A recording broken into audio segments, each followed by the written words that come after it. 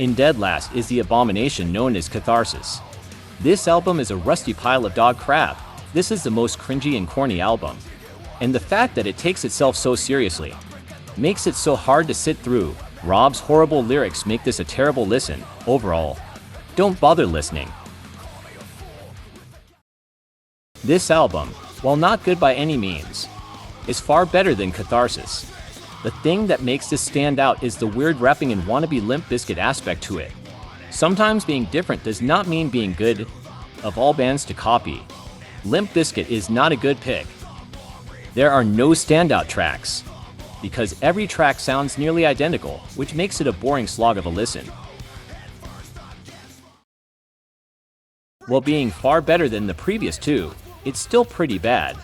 This whole album is just Machine Head trying to stay relevant with the nu metal scene, but failing horrifically. Rob's bad singing mixed with the boring guitar work and bad production makes this another boring slog of a listen. This album is also a boring mess that is a slog to listen to. Nothing about this album stands out at all. I just don't really find anything enjoyable in this album whatsoever. Seems like they're just trying to do another Burn My Eyes but failing horrifically. Another album, not worth your time. This is the album that came right after the Blackening, to me. This album just feels like they are trying to recreate the same energy as that album, but ultimately failing. Due to the horrible production and tired vocals, none of the tracks really stand out and it all just blends together. Okay, this is where it starts to get good. Bloodstone Diamonds is an okay album. Its main flaw is its overextended length and poor album flow.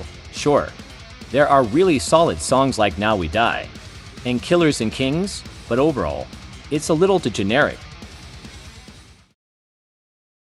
I used to not like this album at all, but it's definitely grown on me since I started this discography dive. I mean, yeah, it's a very generic Pantera ripoff, but there are a few decent songs like 1,000 Lies in Davidian. The singing is very corny and overproduced, though.